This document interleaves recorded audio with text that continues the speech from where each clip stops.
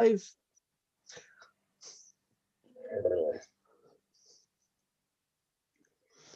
And we are live. Welcome everyone to another Brian and Tubbs Culture Cast. This is actually the sixth episode. This is actually the sixth episode. Can you believe that? Is it? Yeah, We've been doing this already. 6 weeks. Fucking hell.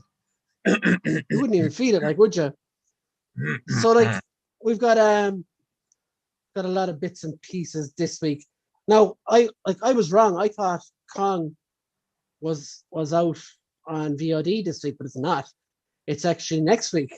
The actually second, I think. Great that you say that, because even today, when I was like looking over stuff, I was like, fuck, oh, Brian doesn't want to talk about that movie tonight on the show because I totally haven't watched it yet.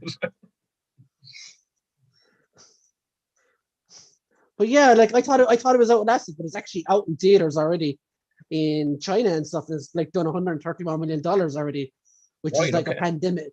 It's a pandemic world record. So when far. When is it out for like video on demand?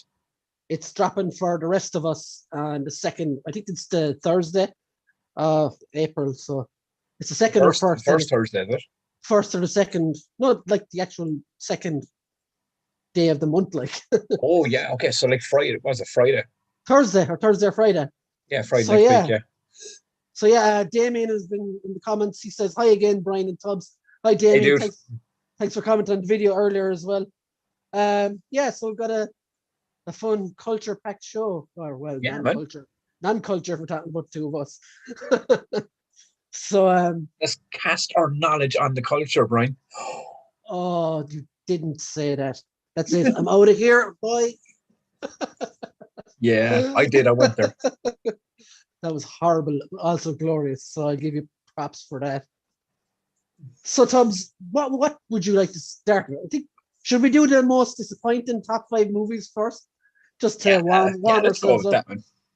So, like last week, we ended the show talking about movies and comic movies and how terrible some of them are and how far we've come. And some of the people in the comments suggested like we should do a list of like video game movies or comic book movies. So what I did today was I made a list of my most disappointing like top 5 pop culture movies. Okay. So it could be comic book movies, could be video game movies, it could be anything. So since I went and made a list and I didn't tell you about this 5 minutes ago, I should go first. You sprung this on me before we started the show, so I'm like, all right then. But this is why I have you on. You can roll with these things. Yeah. It's always good. Okay. So, like, I didn't stick to movies. I did kind of TV shows and things as well. So my top 5 most disappointing pop culture franchises. Number 5 for me, well, no, in no particular order, actually. Okay. Number 5, Iron Man 3. Now, can you guess why? The Mandarin. And what is it? The misdirection. It was a misdirection that really kind of misfired, if you will. Come here and I will tell you a listen. I know. I totally get why. I totally get that. Oh yeah, just playing a part, mate, innit? Oh my god! Like anyone that knows me, you know me, Tubbs. Yeah. You know I'm a massive fan of the '90s animated Iron Man show.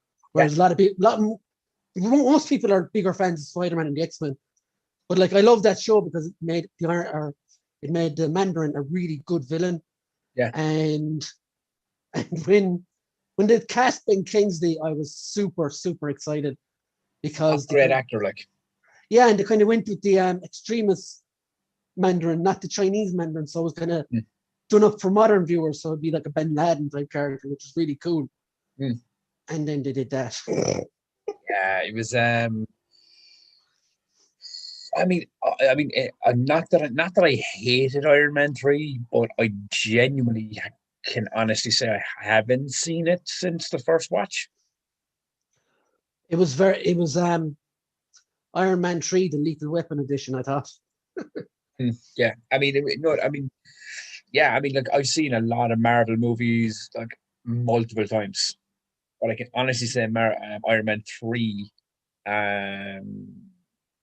not so much. You know, that was the one I never really kind of like went out of my way to go back to. And it wasn't because it wasn't a terrible film by any means, but it definitely wasn't the best one. You know, like it wasn't even the Mandarin thing though, because before this movie we'd seen Iron Man fight Cap and Thor in the woods in Avengers 1, and his suit like took a shot from Thor's hammer and everything. And in this, he's designing new suits and they're blown up by buses and stuff. Yeah. It's just so stupid, I thought. It was the worst Iron Man film of the MCU for me. Anyway, let's move on. Damien says he's got his theories for Falcon and the Winter Soldier, but I'll wait till we get to that part to keep you waiting. Oh, I'm so excited. And he also said Mandarin fake, surely. Yeah, Mandarin fake. For faux show, as they say, as the kids say. Do they say that though, Brian? I don't know. I'm old. Do you know something? I wouldn't put it past them, because I will say one day, this isn't talking to him, but generation that's coming after us, and you suck balls. Like, I'm sorry to say, you just do. No, I love you really though, you know. But yeah, you got some issues you need to sort the fuck out. Like, I have another one. I'm gonna finish off my MCU ones actually, and this isn't really a massive criticism, but Ant-Man and the Wasp was such a nothing new movie to me. I don't know. It felt like a cheaper version of the first one, if I'm honest. And I think they wasted Walter Goggins as well in that movie. This is the beauty of this being your top 5 list, because you're allowed to pick the movies that like left you down. You know, so if someone said was like, "Oh, you suck for saying that," you were like, "It doesn't matter, guys. It's his opinion. It's his list." You know, I can have fucking Powerpuff Girls on mine, and Brian's like, "That show is fucking amazing." I'm like, well, I don't fucking like it, and so on. You know. So, like, what did you think of that movie, Tubbs? Thought the first one was better. Didn't hate it, but definitely wasn't better than the first one. Like, I wanted to get the MCU. Go into more detail, but I wanted to get the MCU ones out of the way first, because I feel I might hurt you with a few of the others. I guarantee you it's flying DC related. Okay, so next, the whole goddamn Resident Evil franchise, movie franchise. Like, I guess they're good action movies, but they're not good Resident Evil movies. Yeah, but can I ask you a question? You can. And you know that these are my like fucking guilty pleasure movies, right? But can I ask you, are they really good action movies though? Like, are they actually even good movies? I got my proof of this a few weeks ago. Okay. Because I've always said, oh, probably good action movie, but terrible because I'm a Resident Evil fan. So I watched Monster Hunter a few weeks ago, which is by the same people. Yeah. Paul W.S. Anderson and his wife, Mila Jovovich. And I have no connection whatsoever to the Monster Hunter franchise. I think I played it once in my whole life, and that was for 5 minutes. So, like, I sat down and watched that and wasn't offended by it and actually enjoyed it. And I presume that if I wasn't a big fan of Resident Evil, I'd probably get the same feeling from those movies. For me, is where I stand on the Resident Evil movies, and we've talked about this in long doses over the years. I love all 6 of them, but I know they're all terrible. Like, I am aware of this fact watching them, that these movies suck absolute fucking balls. But for some no rhyme or reason, I'm sitting there watching them and enjoying them. And I still, to this day, I just enjoy watching the movies, even though in the back of my mind, I know that they're not Resident Evil movies. They're very badly made Resident Evil movies. They're not even great action films. And some of the, like, you know, like the fucking camera work, the CGI, it's fucking dodgy and shitty. Plastic nemesis, that's all I'm saying, bud. But by God, and you rack up all that shit, even in my own brain, I know these movies suck balls, and I still fucking watch them. So what does that fucking say? Like, okay. So yeah, Resident Evil franchise. Now I know they're making a new one, so I really have high hopes from the pictures and stuff they've put out so far.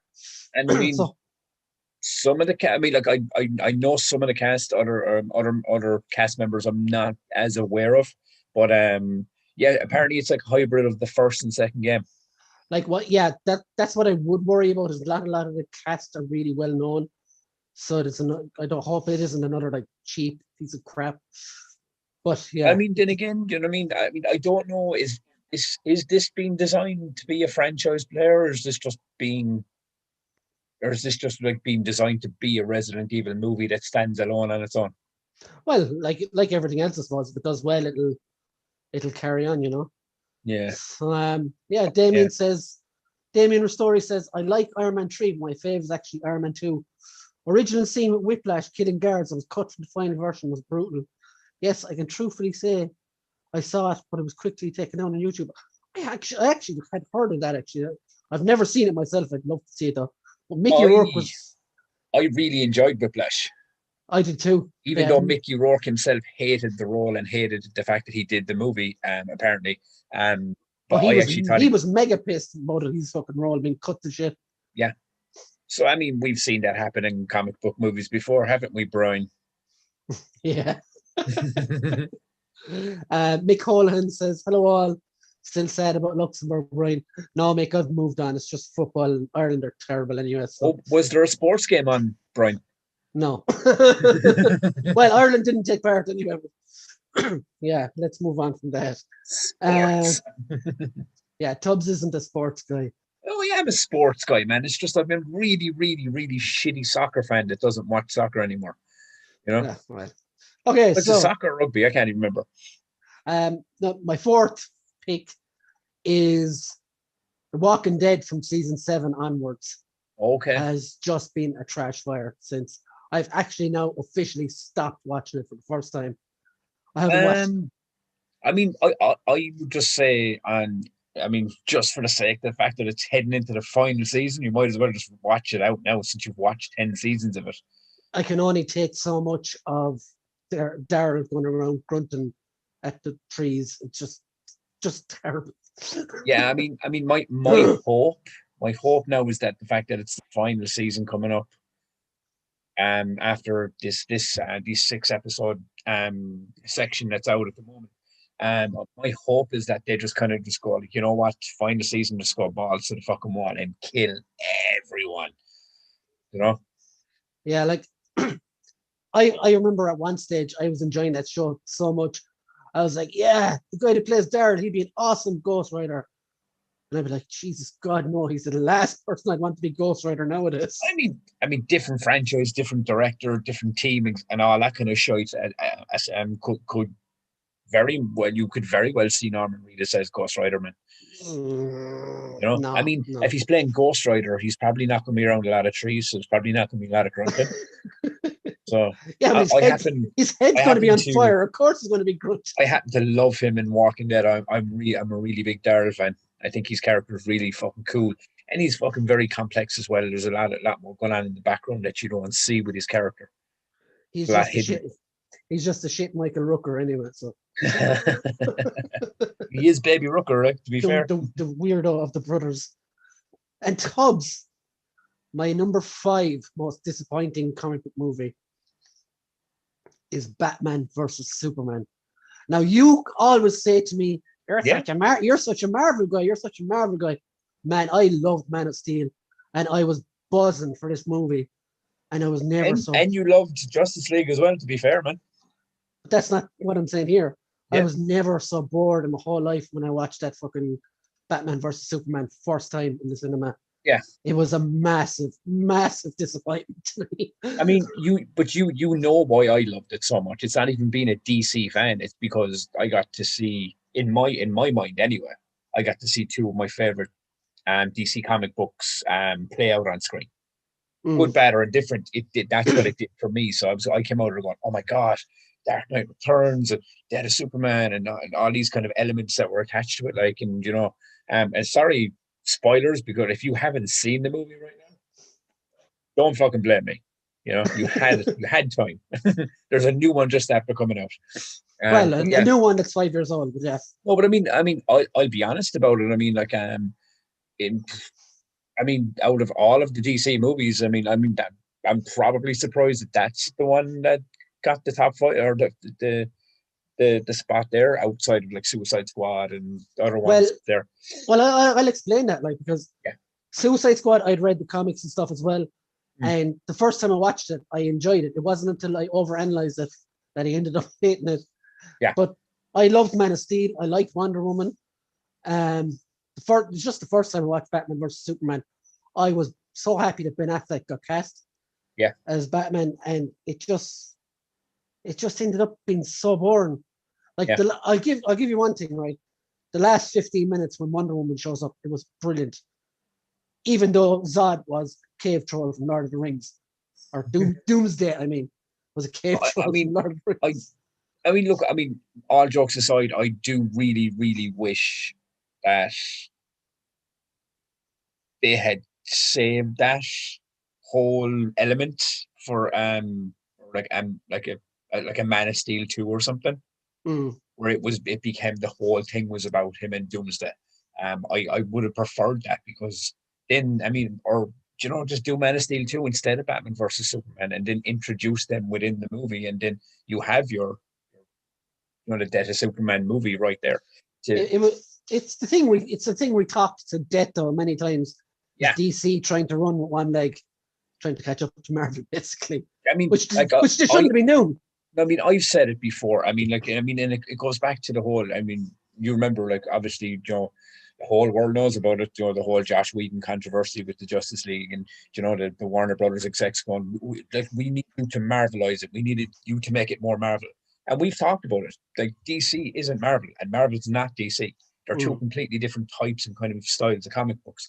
And DC is darker in its core. You know what I mean? Because even if you look at, there's contrast there with Bruce Wayne Bruce Wayne and Tony Stark.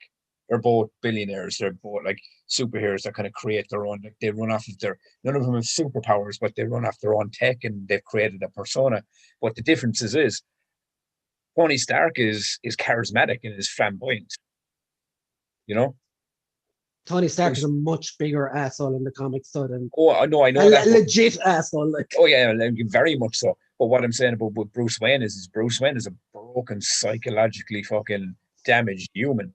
So his tone is going to be so much darker than Tony Stark's at its core. Like, you're always going to have elements that will go dark and light and whatever, because there are light moments in Batman's history, but for the core aspect. So when you try to I don't think like that. But I don't think they got the characters wrong in Batman versus Superman. God, no, I don't. No, they didn't get them wrong. Well, and Jesse Eisenberg, man, Jesse Eisenberg. Wow.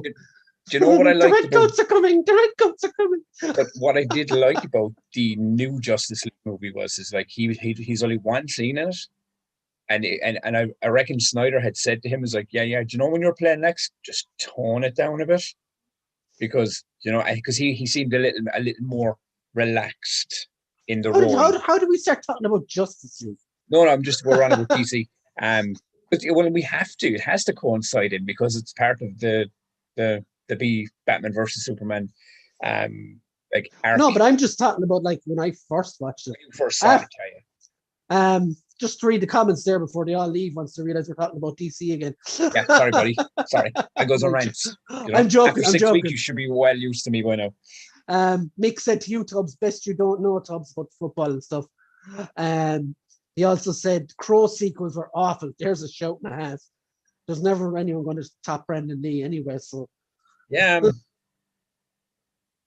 It was on my list, so well played. Mikey Casey says Batman versus Superman broke my heart. It didn't as much break my heart, just broke my brain, I think. And Damien Ristori says you could try watching the uncut version, Brian, and that's what I was getting to. If you let me, Tubbs, I actually really enjoyed the uncut version, the extended one. Mm-hmm. But then again, it's DC do-overs, isn't it? It's not even do-overs. It's this fucking weird thing that they did was this like, well, we need it to be a certain length of time. It can't go over this. So then, the director's cutting it down to fit that module. And then they're going releasing an ultimate edition anyway, just to kind of let the director have his vision. It's fucking weird. Instead of just doing, like, I mean, you wouldn't have had this fucking crazy fucking Justice League madness if you had just, I mean, obviously there was different circumstances at the time with Zack Snyder and everything else. But if you stop interfering and let if you hire a director that is good enough to do the job, then let the fucking director do the job. Let him make the movie you're paying him to make. Not come in halfway through and go, oh yeah, I reckon Flash should like fall on Wonder Woman's boobs. It's like, no, just fucking stop. Like Warner Brothers. Where did they get that from? Like, they don't even do that in Marvel movies. Josh Whedon's sick fucking mind is where they got that from, my friend. Because that was very much a reshoot. Okay, so yeah, you give us some disappointments, Tubbs. Okay, well, to add to the comments, my number 5 was going to be the Crow City Evangelists. Oh God! When I saw that, I was kind of going, because I love The Crow. Like, I actually am a massive fan of the first Crow movie. You might even have heard me mention phrases from it on my own podcast. But the City of Angels one, and that's not even mentioning the bastard movies that came after that, all right? But City of Angels was the follow-up to it. So yeah, Crow City of Angels it just didn't feel like the first one. It was just it was like and was Iggy Pop was in it as well, and I was like, oh man, it was just a fucking really, really shitty. It's like with RoboCop as well. Like, the more they made, the worse they got. Highlander as well. But but at least with RoboCop, they started to kind of like just hit TV fucking value, like TV movie status after about the 4th or 5th one. But this one is like fucking straight after the first one it dropped. But it's crazy. It's crazy as well how many times they've tried to remake The Crow. Like, Tom Hiddleston was attached to it at one point. Yeah, Jason Momoa was attached to it most recently as well. It seems like it's just a cursed project at this point. It's very much that, like, I mean, fucking, but yeah, the Crow City of Angels really was one of those disappointment movies for me, because I loved the first one so much, and then when that one came out, then I was like, oh man, I don't like this. Like, it's like they went to Amsterdam for a weekend and shot a fucking movie with a guy with his face painted. Yeah, we just go to all the booths and like fucking catch this guy when he's doing his business or whatever, and just fucking we kill him. It was just a bad movie. But number 4, surprisingly enough, is Thor: The Dark World. Okay, I can see that.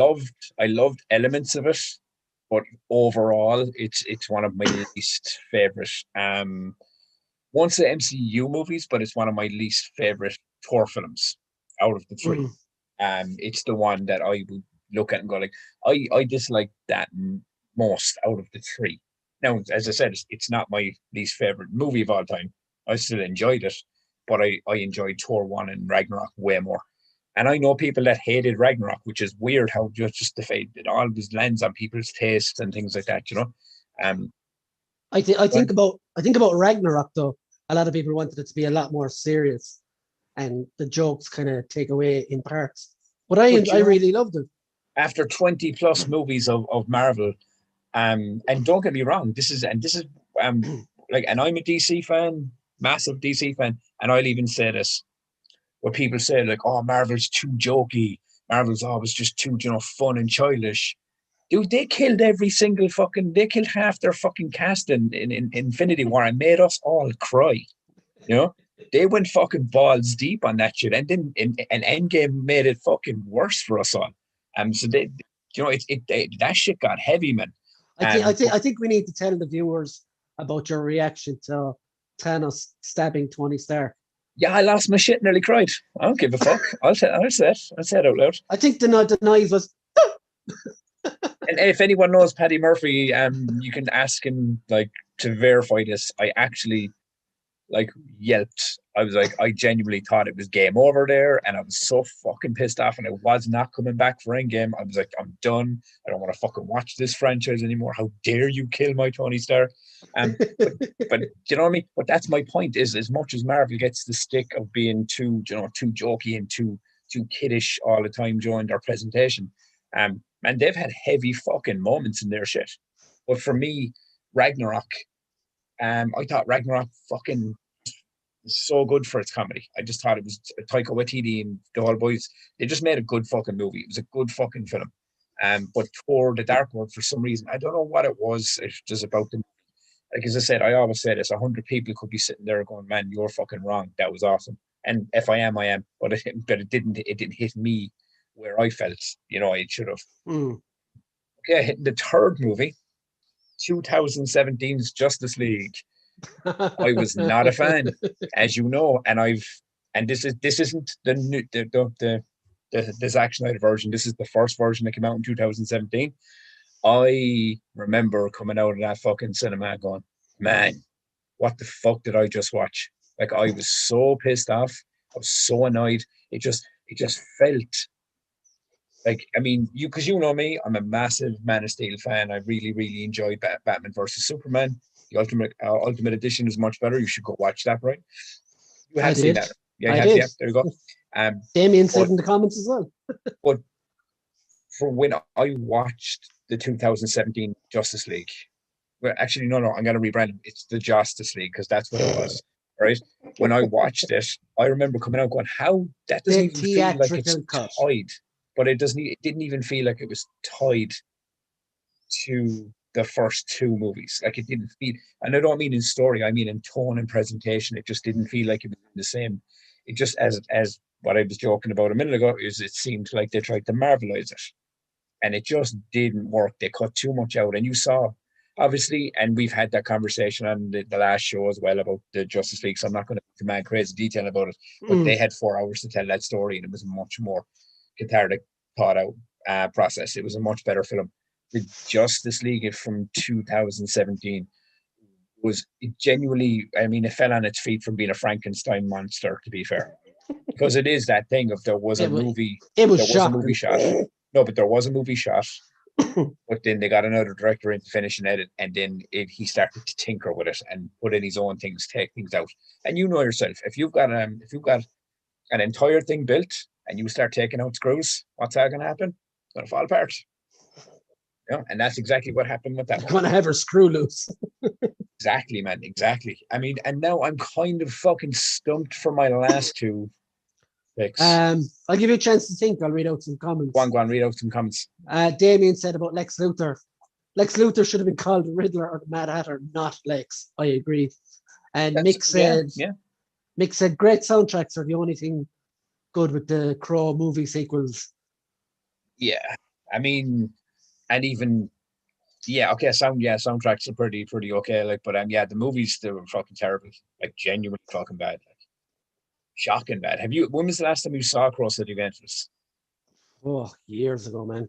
Oh man, you need Long time ago. Watch. You need to go back and just watch it, and just to fucking familiarize your brain with how horrible that movie was. Number 4. I know what number 4 is. No, this will be your number 5, I think. No, number 4. Yeah. Oh, okay. Yeah.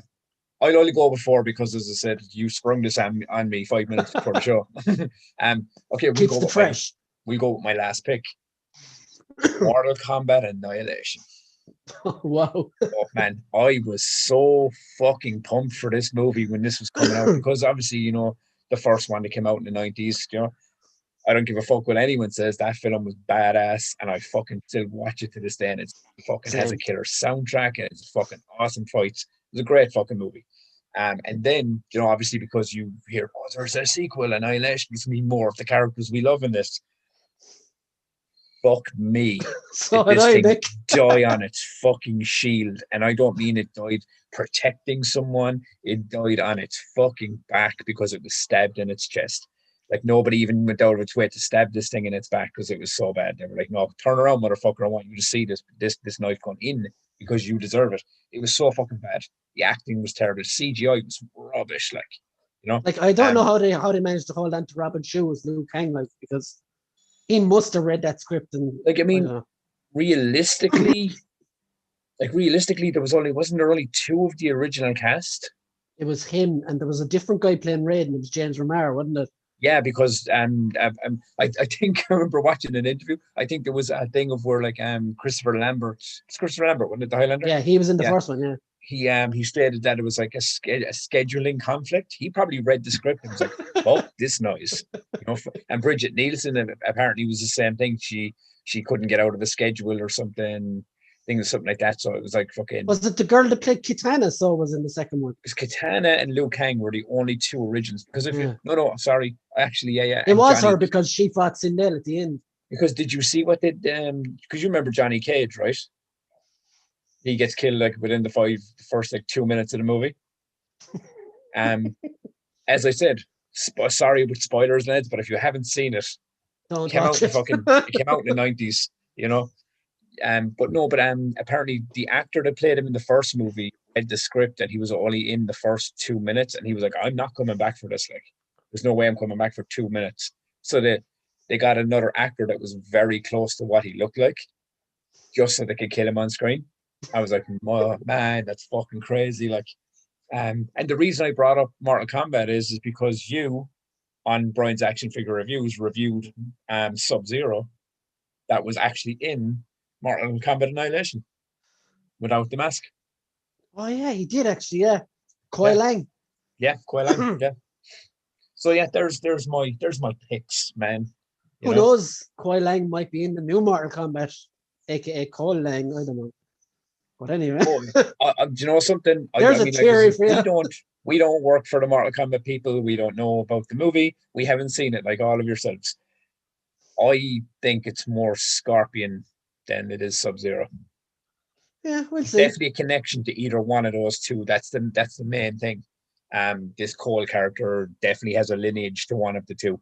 Then again, though, I don't want to get too far ahead with theories because we know what happened with WandaVision. Nothing of them came true. And we'll be getting to the end of Mortal Kombat. I'm telling you, it's the fifth. He's going to turn into Scorpion right now. But yeah, no. It's fucking funny, man. So let's move on to something else.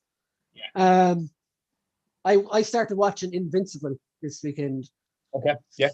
So guys, like in the comments, tell me below, have any of you watched this or read the comic? It was basically a comic by Robert Kirkman. Creator of The Walking Dead. This was done before The Walking Dead. And the animated show started on Friday. Now I'm only going to skim over it briefly because Tubbs has only seen the first episode. And so like spoiler warning ahead for a minute.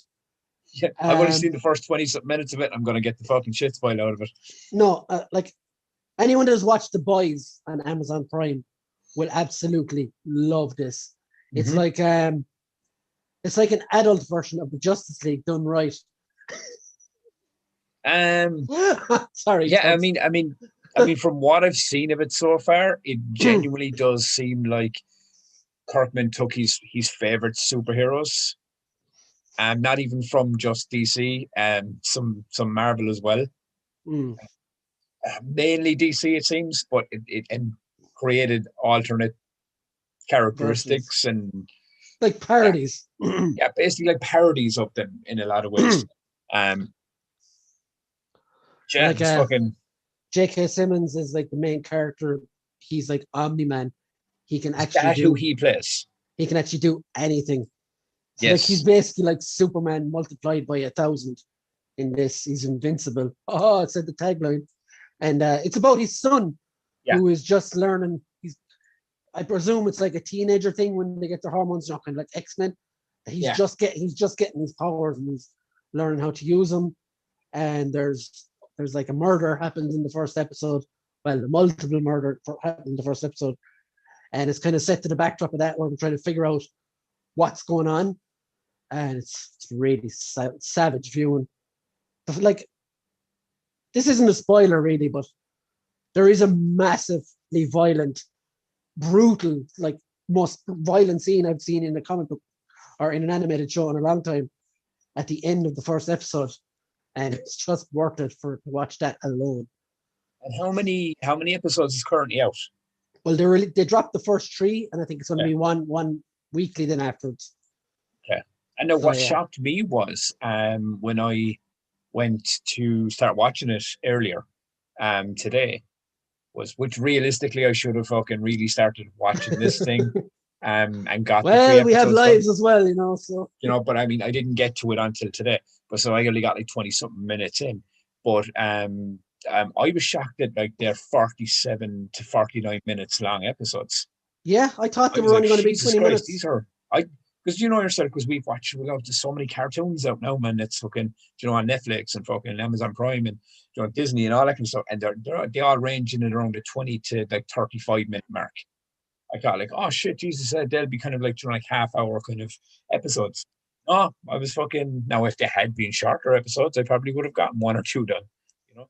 But the fact that they were like they're full 47 to 49-minute episodes, which is fucking decent, really And fucking decent, man. as well, you don't feel the time going. They're not long drawn out or anything like so. No, So I mean, the the kid is being voiced by Stephen Yeun as well. yes, I seen that on the opening credits. I was kind of that's fucking cool. Oscar It's nominated really, Stephen Yeun now. yeah, man, fucking think about it, like pizza delivery guy really got his fucking shit together, didn't he? Well, if he didn't, he was going to get his head bashed in. So nice Walking Dead reference there for anyone who realizes what the fuck I'm talking Yeah. about. But yeah, Walking so Dead references for the price of one there, man. Damien says not seen it yet, Brian. Damien, definitely recommend you check it out, buddy. I think you'll enjoy it. I mean, I can't vouch for it as much as this guy. Actually, I'm going to point both ways because you never know with this mirrored fucking image on the screen. I could be pointing at Brian I that think way. I'm on the left. Yeah, so I'm like, this guy, I'm pointing this way. But look, stop rambling, Tubbs. Right? I can't vouch for it as much as Brian can because he's seen the first 3, but for the first 20-something minutes of that I've watched, it's fucking highly entertaining. Okay, so next thing is up. Suicide Squad has a new trailer. So, Tubbs, thoughts? I would like. I mean, look, there was elements to this. It's James Gunn. James Gunn knows how to do team movies. He's seen Guardians, and stuff. My biggest worry was I was like, I hope this isn't like a carbon copy type. Like, I hope this doesn't like when I watch the trailer, does it feel like a Guardians of the Galaxy film? I don't think it does. And it didn't. And that's what I'm saying. When I watched it, I was really kind of going, okay, he really seems to like he's brought James Gunn, but he's left Marvel at home. If you get he gets it.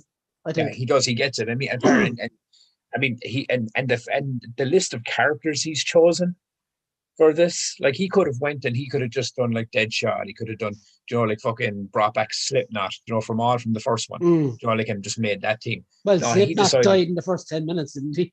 Yeah, but you know what I mean? Like this is supposed to be like a reboot, whatever the fuck. Nobody really knows, Yeah, is it a reboot, remake? No, I think it is definitely set in the same world, but it's kind of soft reboot, like, isn't it? I don't even know if it's a fresh reboot. They just bring all of them back.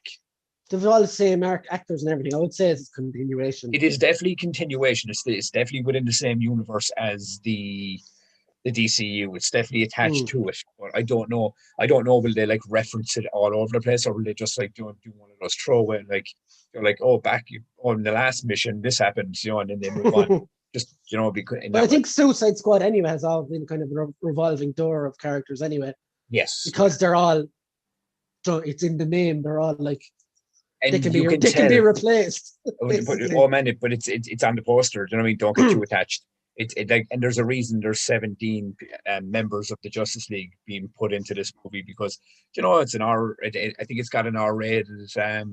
It was a red band trailer, so it's R rated as well. So you just get to kill people left, right, and fucking center, and then by the end of it, develop your team. But like they say, like don't get close to don't get stuck onto anyone. But they're not going to kill Harley Quinn. They're not no. They're not going to kill John Cena. No. But what I mean is you, by the end of this movie, you can kind of tell, like, who's going to be there. Yeah. Do you know what I mean? The main stage players will be there, like Harley and fucking Peacemaker, and fucking. I'd like to say Boomerang because I really do Captain like Boomerang. Yeah. I really do like Chai Courtney's fucking performance as Boomerang. But Idris Elba and things like that. I think you'll have it. you'll have and Rick Flag. You know, you'll have like an assembled team that's kind of been in the first and then migrated over. But getting to the trailer, I loved this iteration of Harley Quinn. I think James Gunn is after nailing it with her in this. She just looks and feels like Harley Quinn in this for some reason. It's a weird one. It's not like this Like, movie didn't give me the vibes of the last Harley Quinn movie that came out from the trailer. but the last Harley Quinn movie was absolutely No, shocking. but that's my point. It seems like and look, I can't really tell. I could watch this whole movie and go, all right, fair enough. But from what I've seen from the trailer, she seems to be playing it more Harley Quinn, not more so like she did in the first one. But James Gunn seems to understand the character a little more. Yeah. You get me? But I loved King Shark. Yes, that's what I was getting to. Love King Shark. Do you and remember the fact that when Slice Stallone is voicing him is fucking amazing. do you remember when the first movie came out? No, it was a long time ago, obviously. I remember your complaints, Brian. Killer Croc. You had said that to me. You would have much preferred if King Shark was there instead of Killer Croc. Yeah. And now you got your fucking wish. So, yeah, answer me something. What do you think of the choice of the villain? It's the big fucking creature thing, isn't it? Starro. It's Starro. Yeah. Like, yeah. It's mental, and I think only James Gunn could do it. Like, oh yeah, big time. It's so fucking like it's so cheesy and over the top in a lot of ways, and then you're looking at it kind of going like in the hands of a different director that could go so wrong, and look, and it could still go so wrong because we haven't seen the movie, but I don't think it will. I think this is going to be an R-rated, over the top 80s action style flick with a chunk of comedy and really fucking good impactful moments. Is what I reckon. So like I think the Air Suicide Squad took itself too seriously. That's the difference. If you actually read the comics, Suicide Squad is fucking mental. It's fucking crazy. Batshit mental. Yeah. It's not like it's sort of serious, but at the same time, it has that that anything could happen craziness about it. And I think Gunn is the perfect guy for that, in my opinion. Anyway. And John Cena actually really surprised me in this trailer. I prefer him as an actor than as a wrestler. I genuinely couldn't get over how entertained I was by his performance from what I saw in this movie and from the trailer. You just loved the speech about dicks. Be honest. No, I just thought it was fucking hilarious, but it was the line, not even just the thing about the dicks. It was the line that followed. I can't remember the character she's playing. I'll have to look it up. But she says after they have their thing, she was like, why would somebody put so many penises on a beach? And then John Cena turns around and goes, nobody knows why madmen do the things they do. I just thought it was fucking brilliant. It was my favorite line in the whole trailer. And he's actually got a TV show off the back of this as well. Yeah, the Peacemaker, yeah. So interesting. I mean, do you know what I mean? I never thought I'd see the day that like John Cena would go full rock, you know? But it's happening. Yeah. I don't think he'll ever reach the level, but maybe. We'll see. We'll see. I really enjoyed him in Bumblebee as well as the army dude. So I don't know, lots of people don't like him, but I think he's okay. Yeah, but I think that's down to the whole wrestling thing about it's cool to hate on John Cena type thing, you know. I genuinely do think that's a thing, you know, that people kind of hung on to, especially wrestling fans. You know, when they see him in something, it's like, oh, it's just John Cena. He's the fucking guy that can't wrestle. Yeah, but he's in a fucking movie. Get over it. You know, he's acting now. So yeah, that's supposed to be out in September, I think, in theaters. If we have theaters by then. It's August or September, isn't it? I think it's September. So hopefully we'll be all allowed back to the cinema by then, and we can see that on the big shut up, tops. Man's mental. Yeah. But anyway, yeah, that's one movie out of the way. Yeah, so main event time, ladies and gentlemen. Winters, The Falcon and the Winter Soldier, episode 2. As you remember me saying last week, I was very meh about the first episode. I found it kind of underwhelming, and this week was so much better. Excellent. It's a very different episode. I will. Yeah.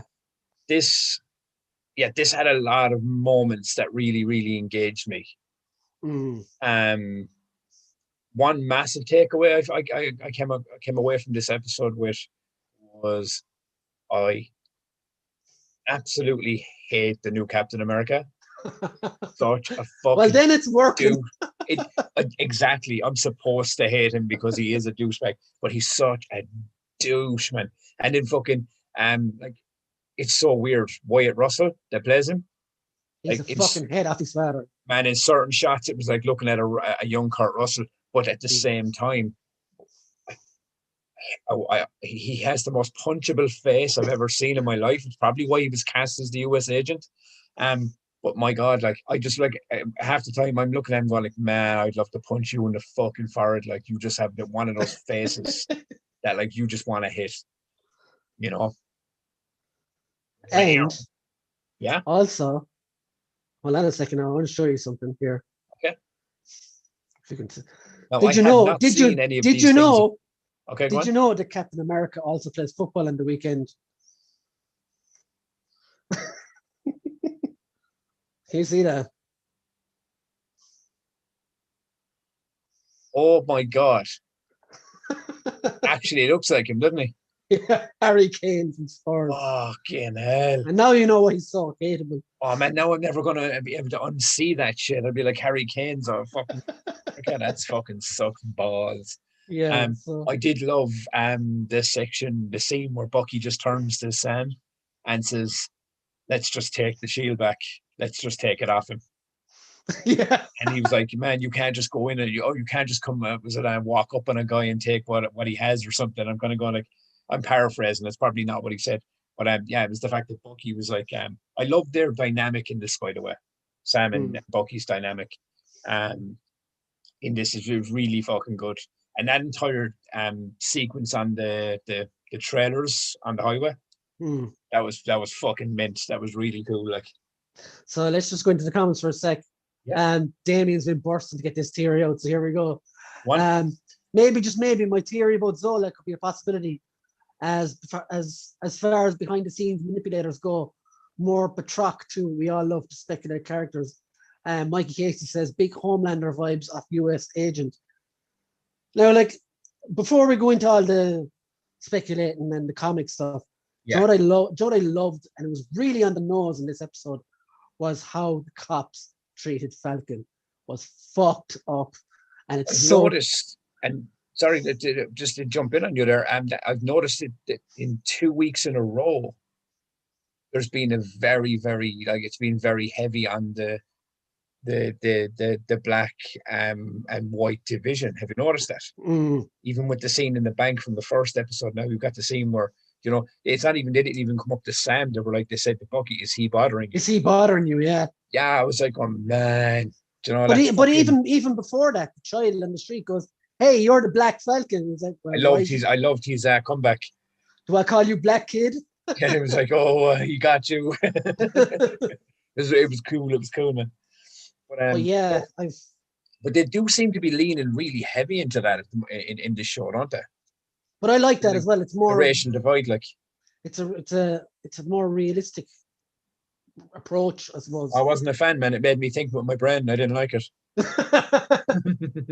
Yeah, you're not used to DC doing that. Oh man, so. I watch my fictional shit to escape the real life shit. Don't make me think of real life shit when I'm watching my fictional shit.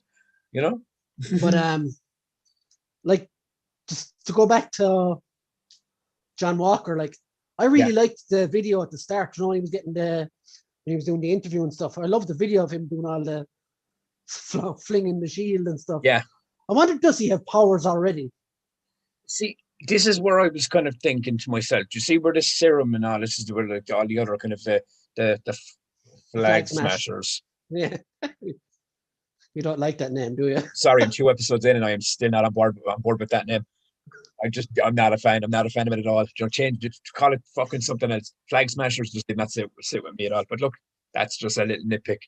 But yeah, I don't, because I thought when he jumped on, I'm still laughing at you. Sorry.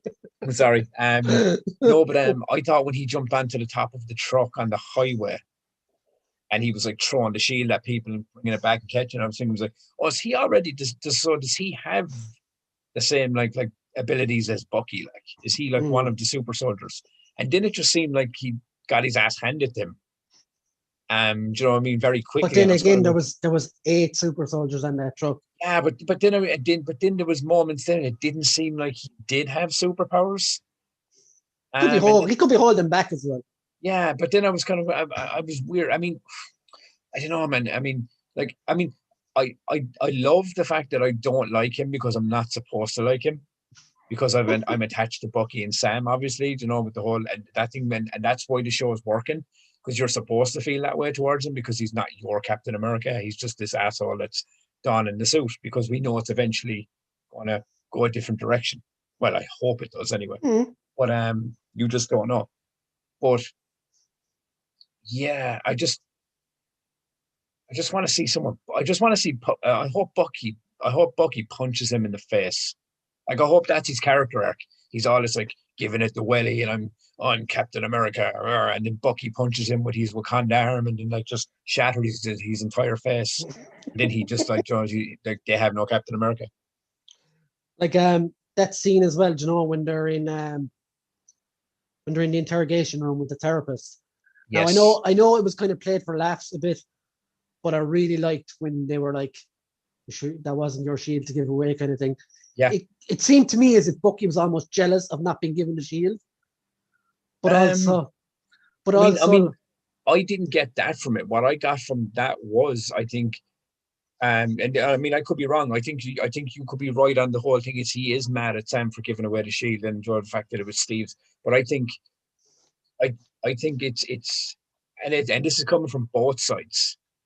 I think there's still, as I said to you, I think there's a bit of PTSD, and there's definitely grief going on, because we don't know what's after happening to Captain America, because we don't know where he is, or you know what I mean. They didn't like, oh, we've heard is like, you know what I mean, one or two people say like, like Captain America died or whatever, but I don't think that's the case at all. But it just seems like Bucky's missing Steve. I think there's a lot of that going on, and then he sees the shield on someone else, and then he's blaming Sam for it, obviously, because it is Sam's fucking fault, you know. Yeah, Sam's a fucking idiot, you know. It was that line though, man. Yeah, that line killed me, where he said, "If he's wrong about you, well, he's wrong about me. He's wrong about me." That fucking made me go like uncomfortable, like. No, not even uncomfortable. There was weight to it. Because it did feel, because the whole concept of the first episode was Bucky dealing with, like, you know what I mean, like with the therapy, fixing his fucking misdemeanors, trying to be a better version of himself, and realizing that no matter how much he changes or tries to like change things in his present time, his past is always going to be there to cut him off at the knees. And I think that's what it was with that in the way, and it wasn't even the line; it was the way he said it. Yeah, he was almost with tears in his eyes, kind of. Yeah, so, I mean, and I think the effect was like it got me in the chest as well. So I mean, I think that was designed to do that. I mean, and I know you said it was playing for laughs, and it did play it up for laughs at the start, but that was a powerful scene in a lot of ways. But even the scene where like Bucky jumps out of the plane, like, like it was like, I don't need a parachute. Plants himself in the ground. Bounces. And there was a lot of good banter between them. And one line I did like was when they start getting into the banter about like, like about the aliens and the soldiers and the wizards. And then they get into the thing, and it was like Bucky was like, what, like Gandalf? And he was like, how do you know about Gandalf? And he was like, I read The Hobbit in 1963. 1935, he says. Oh, sorry, yeah. What was it? 1935. Yeah, but when it came out, and he was like, I mean, they were just bouncing back and forth, and then they dropped the whole thing about Doctor Strange being a sorcerer and things like that, and which I thought was like, oh, they're dropping names here, Yeah. Oh, and the big reveal at the end. Yeah, well, we knew that was coming, like. Oh, we did, but I didn't think. I'm delighted they dropped it at the end, because I didn't want them to go into like the end of episode 3 and not even have mentioned him. But you know what's because crazy, this right? is only 6 episodes long. I thought like that he was out there in the wild probably causing all this flag smasher shit, but he's actually still in jail. Yeah. I mean, Baron Zemo, obviously, we're talking about. Baron Zemo. I mean, it was weird that Bucky won, and that's what I couldn't figure out when I first watched the episode. I was like, so why would Bucky go back to him? Like, because I'm correct my Marvel knowledge here, right? For anyone to say. Mission report. Yeah, my point is, if he utters a certain phrase of words, is that really fucking wire Bucky again? Well, I suppose if they go in together, they can't. Yeah, I don't know. But didn't they delete his brain more or less in Wakanda? That's what I was thinking. Like, I mean, is like he hasn't got that kind of presence in his mind anymore. But yeah, it'd be very interesting to see now. Will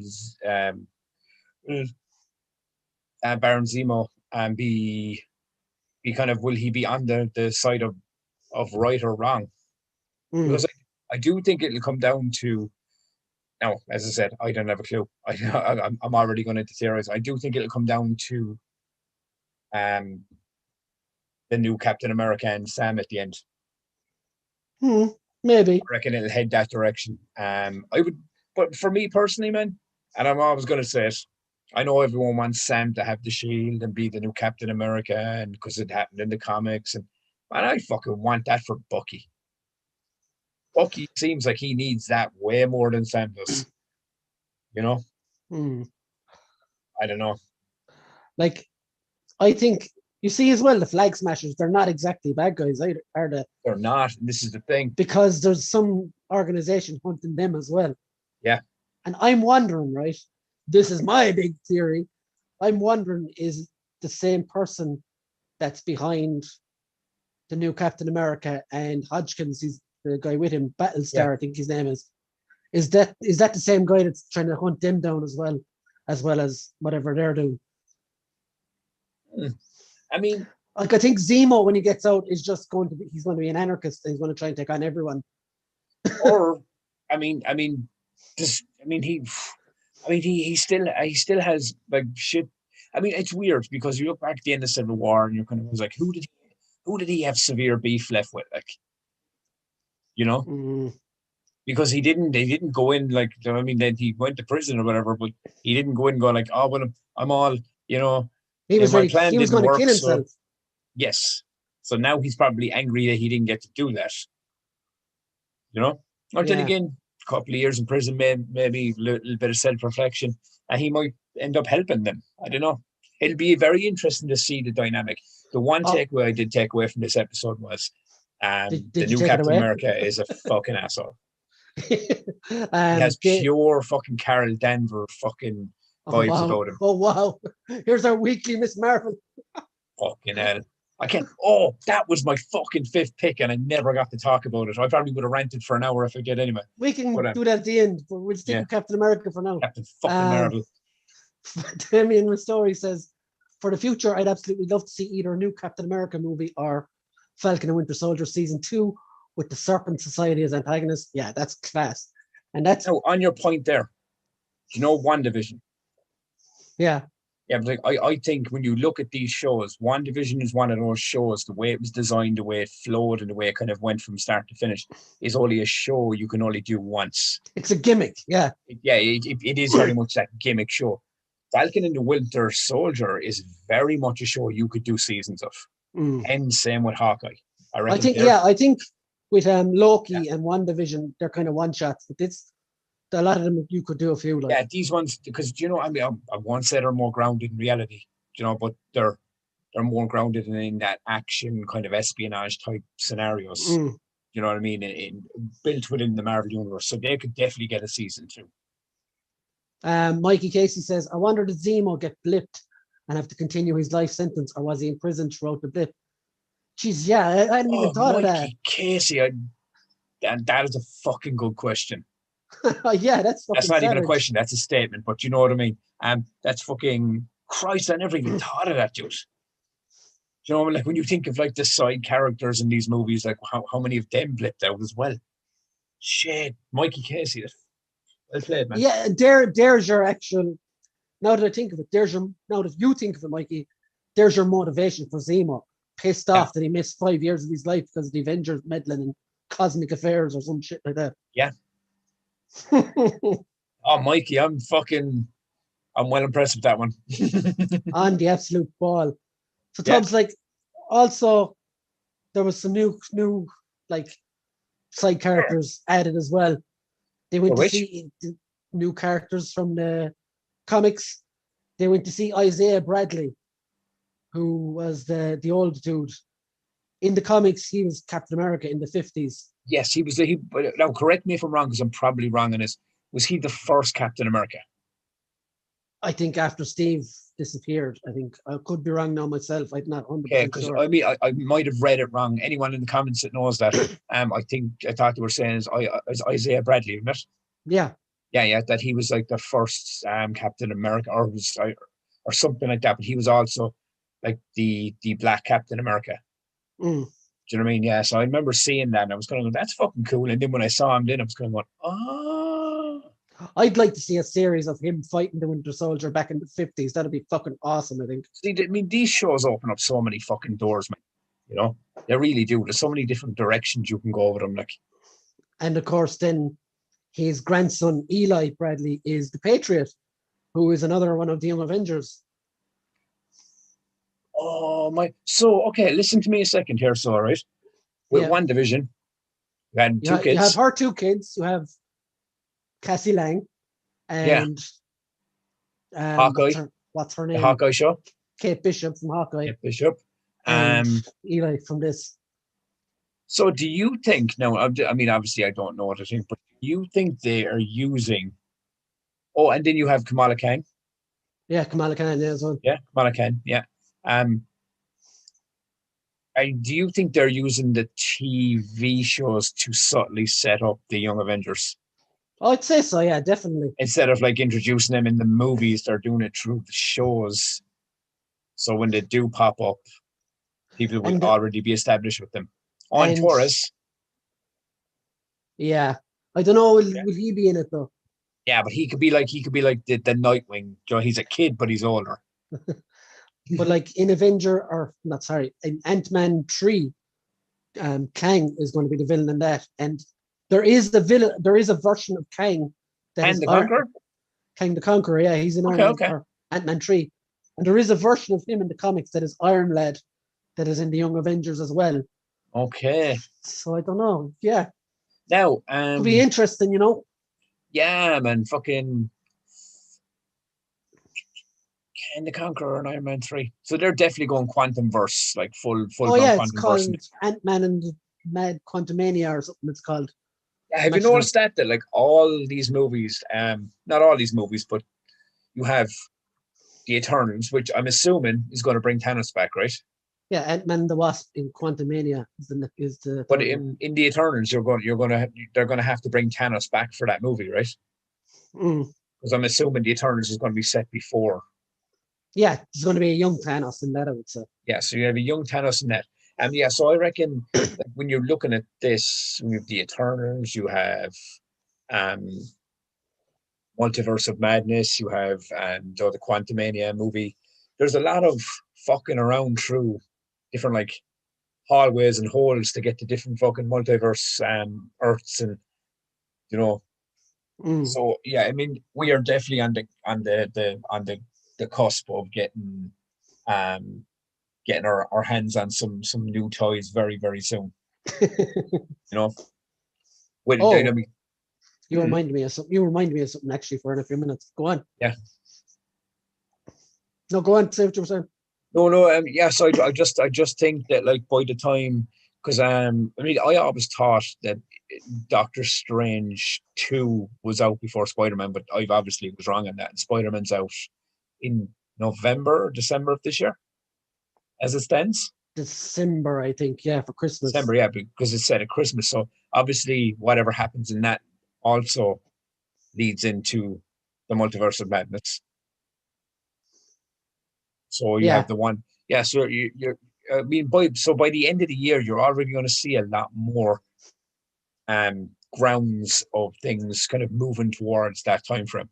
You have Loki as well, and I reckon Loki's going to be.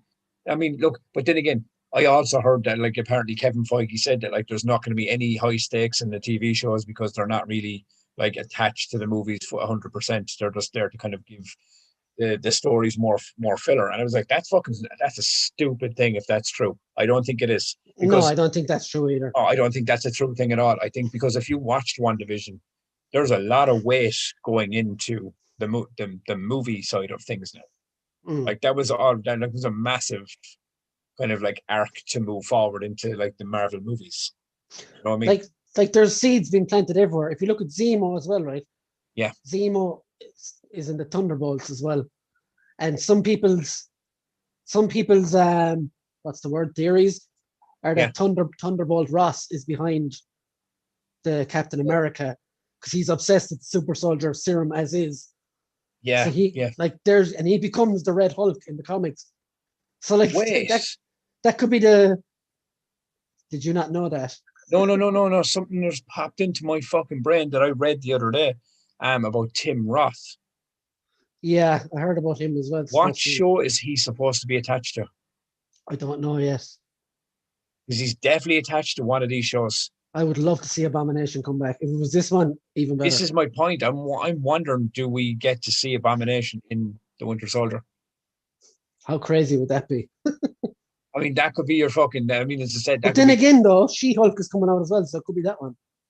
Unless it's attached to that, maybe it's attached to that one. But yeah, so let's go through some comments. Yeah, man. Mikey says Shuri and Peter as well, although Spider-Man probably won't be in Young Avengers. Yeah, I'd be interested to see where Spider-Man goes next. Because no, he definitely won't, because by the time the Young Avengers like are established, he'll be like Tony Stark's age. Yeah, I mean, he'll be older. Sony, like, he could be in the Sony films by then. Unless they bring in a Miles Morales. Yeah, and they have his uncle in the first one already. Yeah, the Prowler. Mike Eden says there's the Ironheart series coming as well. Yeah, I can never say this right. Williams. Yeah. Apparently as well, the girl that's cast as Riri Williams has no acting experience. They cast her. Yeah. Now, me personally, I really Riri. I really wanted them to cast what's her name? I don't know. Is it? I can't remember her full name, but she was in 13 Reasons Why. She played his daughter in the alternate scenes. Oh, Catherine Langford. There you go, Catherine Langford. I really want them to bring her in as Tony Stark's daughter at some point. They could do it, like because they've shot footage of her, so she is kind of, even though it's not canon on screen, but she has been established in yeah, I've seen the deleted scene. The MCU, so I reckon that would be pretty damn cool if she was to don the suit. You know, or a variation of the suit. You know, to go on to be like an iron person. An iron person. I didn't want to mess with the pronouns and so on, you know. And we don't want another Iron Lady, but let's leave that one there. Yes. Damien says Grandmaster's making a comeback too. I presume that'll be in the next Thor. Kang's full potential won't be explored in one movie. I wouldn't say so. Hopefully it's a multi-movie deal for Kang. December 17th, that's when Spider-Man is coming out, and he said the leader will be fantastic set up. Now, the leader was set up in the Incredible Hulk movie with Edward Norton. Yes. Tim Blake Nelson was him. Yeah, he was supposed to become the leader, wasn't he? Like the vat of stuff poured over his head at the end of the movie. Yeah, his head started to swell and shit. Like, so yeah. But on going back to Kang, unless they give him the Loki treatment. Yeah, there's no way they waste Kang in an Ant-Man movie. No, but that's my point. I mean, if they don't give him the Loki treatment, where he's like he is going to be in a couple of movies, then I think that he might just fall by the wayside, like by a lot, like a lot of the villains that Marvel have done. Like that's one thing outside of Loki and Thanos that Marvel still needs to kind of get a grasp on. Stop killing them. Yeah, do you know what I mean? Because I mean, that's one gripe I'd have with the Marvel universe, or the MCU, is that like was like, all right, you've got some amazing villains. Mm. You don't have to kill them all. You can just lock them up and they can get out for later movies. It happens in the comics all the fucking time. But like you said a while ago, Abomination, Ultron is still out there somewhere as well. Yeah, I mean, who's to say that there's not the new Vision doesn't become the new Ultron? I wouldn't say so. I want it, all right, so it's going to happen. So yeah, what was I going to say? Yeah, so that's pretty much it for the Winter Soldier. Any predictions for next week? Because I haven't a clue what's going to happen next week. No, I mean, as I said, I definitely think Sam and Bucky are going to kiss at one point. Yeah, they keep kind of hinting onto that, don't they? Have you noticed that? Bucky is bisexual in the comics. Yeah, but have you noticed that they are kind of leaning into that? Mm. So it's very interesting to know. Like will it just be like a Daryl Dixon thing, and will it be up in the air to go, is he or isn't he? You know, like, because then like you can kind of get ideas of the sexuality. It's never really spoken about. Mm. I reckon they might do that with Bucky. You might get an idea of, is he bisexual, but they don't actually mention it. Yeah. You know what I mean? It'd be very interesting to see. Like, because I hope because they dropped his face right at the end of this episode. I hope Zemo isn't like. I hope he's in it from like early in next week's episode. Off in the first minute, yeah. Yeah, do you know, so he's like, that's the whole plot point of them, is going to Zemo, because that was where they left it off. I hope it's not this thing of like there's a load of other like shenanigans and big huge kind of like set pieces, and then they get to him there in the last 10 minutes and he's there, because that then for me, if they did it that way, it shows a trend that every episode has a big sequence in the beginning, middle, or end. You know what I mean? That thing, and it should in a lot of ways, but it just seems like if we go into the third episode and there's like massive big sequence again at the start, like because it's happened. You can give us character development for the rest of this one, man. I'd listen to Zemo talk all day. Yeah, same here. Like, if you think about it, like when episode 3 is done, we're halfway through already. Yeah, I mean, this is the thing with this one is I mean, it's shorter. Like I was told before this one started that these were all like 60-minute long episodes, because there was only 6 of them.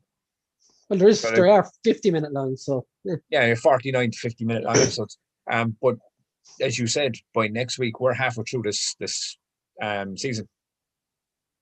Already, so that's like so they need to be getting to where they need to go faster. That's the only problem with these shows doing between 6 and 9 episodes, is you got to get there much faster. Yeah, I prefer the 10-episode structure like Netflix do. I mean, WandaVision was supposed to be 10 episodes. But you remember they changed it or something in the last minute, and they cut it back to 9.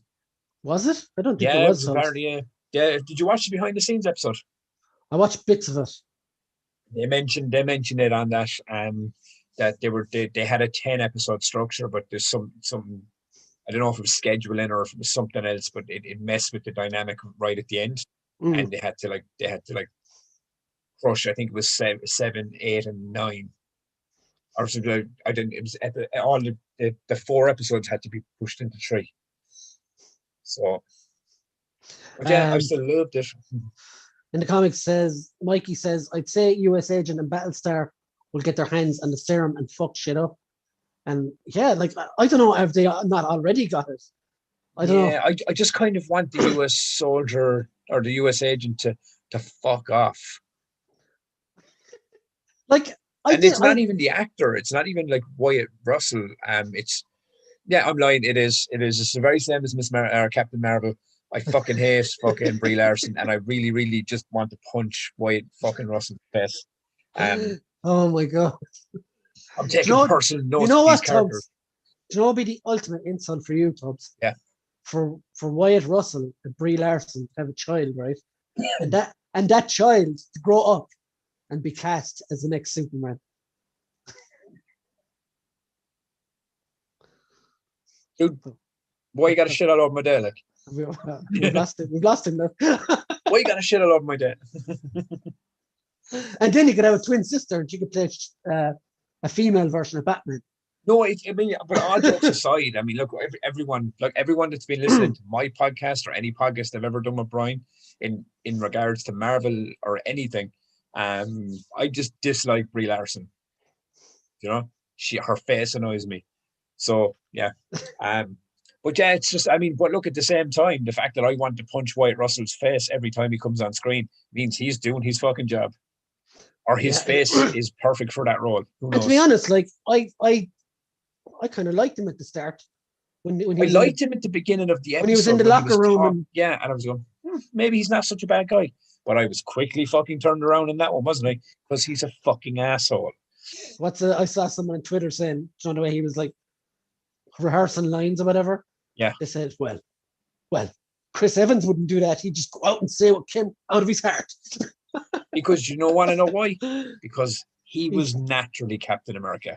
Yeah. He was naturally a good guy. This guy's an asshole. It's like a wolf wrapped in sheep clothing, man. You know, that's what it is. You know, the teeth are still sharp. Mikey says, I hope we get flashbacks of Bucky and Isaiah. Yeah, man, I would watch a TV show of that 50s shit. Bring it to me. Now, I was worried as well. That I love the Winter Soldier and I love Bucky as a supporting character. But I was worried going into the show. I was like, he's one of the main characters in this. I wonder, will he actually be any good? Like, will I actually warm to his character outside of him being just a badass with a metal arm? And 2 episodes in, and I'm already fucking like, Joe, like Tubbs is swooning for Winter Soldier. Oh, Sebastian Stan. See, he doesn't have a punchable fucking face, you know? I'm actually liking Falcon a bit more as well. Yes, because they're showing a bit more of the real side to him. You know what I mean? Mikey said, I don't think they have powers yet. US agent. I don't think they have. US agent didn't have powers. He's just peak fitness and really brave. Yeah, they made a point of showing he'd like 3 medals of honor and killed a million people in wars and stuff. But yeah. Also, Tubbs, Mikey says, loving the podcast, by the way, Tubbs. And thanks, buddy. Guys. Oh, actually, Mikey, while you're on the live cast, right? Throw me a message later on and we'll hook up an old rendezvous to have a chatty chat. And there's your exclusive, guys. Mikey Case is going to be on the podcast. Mwah. Guys, like, that was a nice segue. And I just want to say, Tubbs, congratulations, man. Your podcast is excellent. And everybody thanks, bud, in the chat should check it out. I recently, Tubbs, released, was it Friday? An episode. Wednesdays and Fridays at 4 p.m. Tubbs' last episode with professional wrestler Joey Legend, who worked in WWE and TNA and basically all around the world. It's an hour long, guys, and it is an absolutely fantastic watch. You will be captivated, as I was.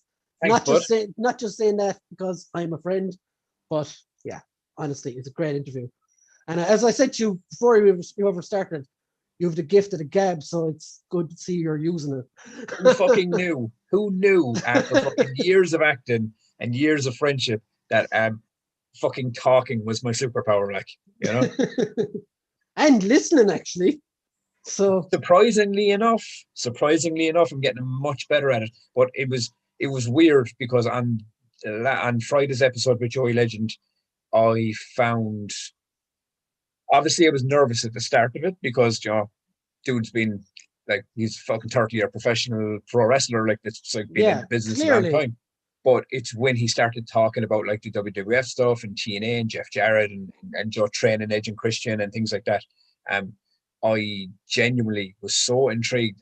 I was close to doing this at some points, you know, just doing that because I was actually so interested in what he was saying.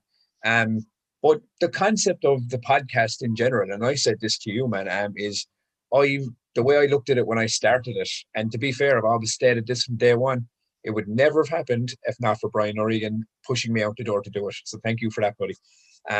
But yeah, the whole concept of my new podcast is very much this thing. Everyone's got a story. Everyone can have a conversation. It's all walks of life is what I need, is what I'm looking to have on the podcast. Everyone just, so yeah, man, fucking come on, have a chat. We'll fucking talk. It's all good. Banter about fucking mental case shit. So, Tubbs, I think we've been challenged here. Yes. So, Damien Ristori says, just for fun, before you sign off, can you and Tubbs name as many Serpent Society members? Over to you. Now, these are an Avengers bad guy group. I'll let you go first, Tubbs. I know. Serpent Society. Oh my god.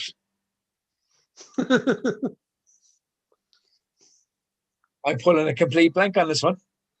Okay. I'm like Tubbs, your knowledge of obscure Marvel comics wouldn't be as strong as mine now. I don't think. No. I mean, it would in places, but Serpent Society. Am I thinking of the wrong fucking team though? Okay, so I'm gonna go. Okay, you go, and it might jog my memory on it. You've got Diamondback. You've got Constrictor. I've got action figures of some of those up there actually. King Cobra. No, that's not one. I could be wrong. Death Adder. Slither King. Viper.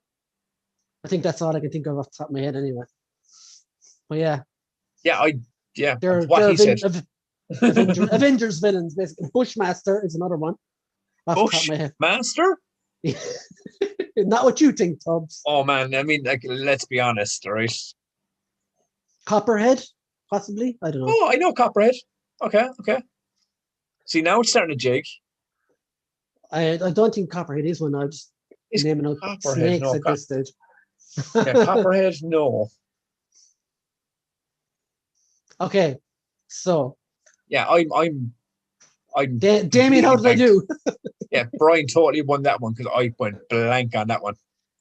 Okay, so I've got one more item for us to look at. Yeah. Now, Tubbs, this is a toy item. Okay, yeah, throw it at me. You've got Disney Plus, right? I do. What is can you guess what the first thing I checked out on Disney Plus was when I got it? When you got it? Yeah. Okay. It's not a Marvel show. Now we talk a lot, me and Brian, right, off camera. So, and I do remember when we got this. Jesus Christ. Okay, so just give me a second. Give me a second.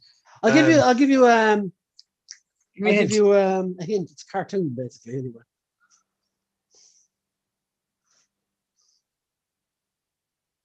Was it the X-Men?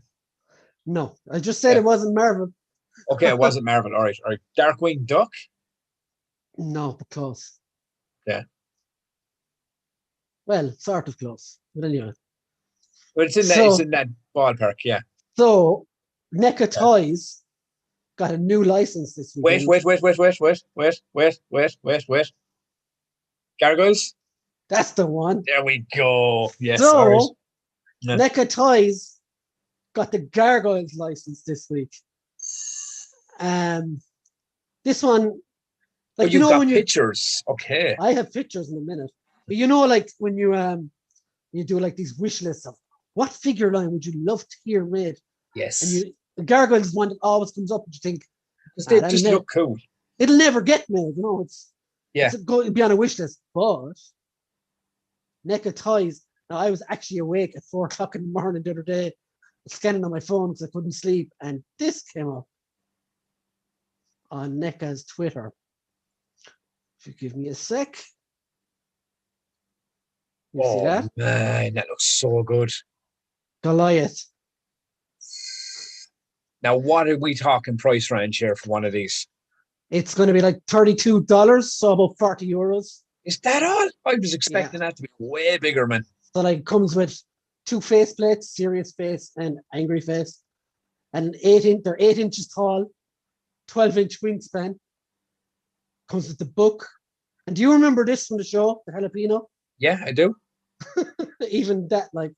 Lads. And basically their Twitter exploded overnight because of it. And they turned around the following day and say, yeah, we heard you guys. There is a full line coming. They have 5 more figures made. Of the Gargoyles. The 5 more figures done, prototypes, and more planned as well. So yeah, wow. That's fucking cool, man.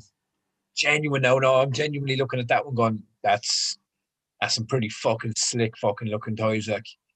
Like they're going to be, when they go up for pre-order, I'm pre-ordering Goliath straight away.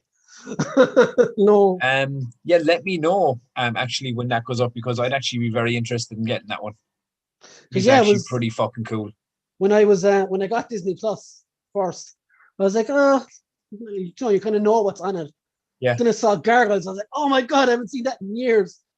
So it clicked after a few minutes when we were talking about it, because I do remember having a conversation about you watching it on Disney Plus, because I was flicking through, remember? And it just shows our personalities. Brian went straight to Gargoyles, and I was like, oh my God, the gummy bears! Ah! Fucking yeah. Bouncing bears. Who the fuck? It's probably because I'm an ADHD fucking lunatic, man, that just saw these bouncing bears and was like, I can relate.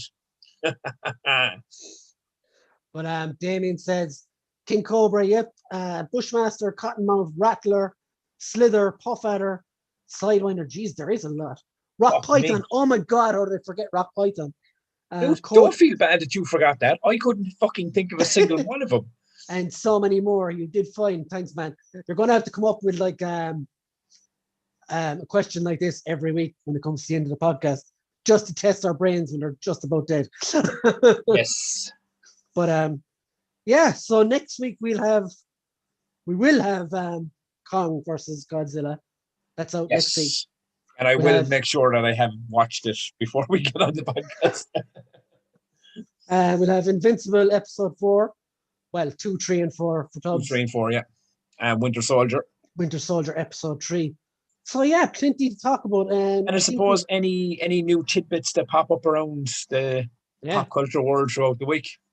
And if we're doing another like top 5 discussion, I will let you know.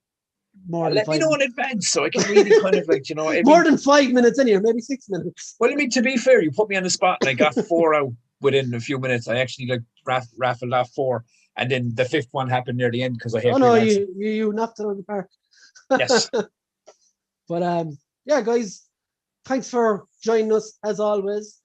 It's been emotional, it's been fun, it's been crazy, and yeah, it's been Brian's Action Figure Reviews and Tubbs podcast. Check us both out and subscribe and do all the awesome things. Yeah, man. Also, Saint City Limerick just pop by to say hello, Tubbs. Hello, buddy. So we'll see you later, guys. Have a great day and night, and happy Monday. Bad case of the Mondays are on the way. Yeah, but we don't got nowhere to go since we're in fucking lockdown central, so it's all fucking good. See you later, guys. See you later.